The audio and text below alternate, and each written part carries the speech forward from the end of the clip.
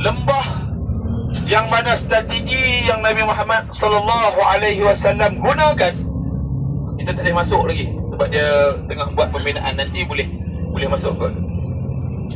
Mai umrah tahun depan insya-Allah siap. Saya rasa dia nak buat parking ni kat sini. Nampak dah kawasan parking.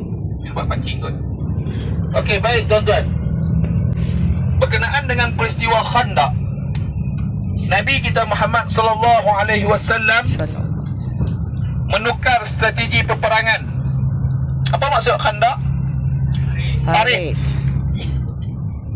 Strategi ini, nak kata Nabi ni, walaupun dia Rasulullah, dia boleh memberi arahan, tetapi Nabi berikan satu contoh dan role yang baik kepada kita. Tidak semestinya kita tidak boleh meraihkan pandangan orang. Khandaq ini ideanya daripada siapa? Salman Al-Farisi, daripada orang France. Duduk bersama Rasulullah sallallahu alaihi wasallam. Pertama, dalam sirah ini kita nak sampaikan, kita tidak perlu ego untuk kita memperbaiki keadaan. Kita kena meraihkan.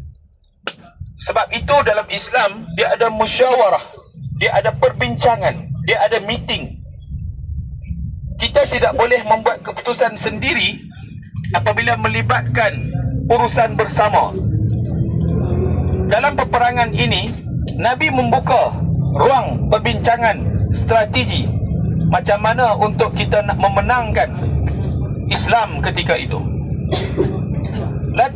Lalu seorang yang bukan daripada kalangan Arab, bukan daripada kalangan orang-orang Mekah yang hebat-hebat, bukan Saidina Umar yang beri cadangan, bukan Abu Bakar, tetapi Salman Al-Farisi, seorang lelaki berbangsa Perancis yang membagi idea. Tetapi idea itu boleh diterima sebab strateginya berkesan. Sebab orang Arab ni dia mahir perang gunung. Nanti kita tengok perang Uhud menggunakan strategi gunung. Perang Badar, perang Khandaq ini strateginya apa? Parit. Tuan-tuan, dalam keadaan berpuasa, tuan-tuan, Nabi membuat parit daripada dalam keadaan berpuasa, tuan-tuan. Apa yang berlaku masa Khandaq ini? Nabi mengikat perutnya dengan batu, tuan-tuan. Kita ni, tuan-tuan, asal jumpa makan, asal jumpa makan, asal jumpa makan. Macam mana kita nak bagi seiring dengan Rasulullah sallallahu alaihi wasallam? Perjuangan Rasulullah sallallahu alaihi wasallam ni menuntut kepada satu perjuangan yang betul-betul susah, yang betul-betul memberi, orang panggil bahawa kekuatan mental yang kena kuat lah.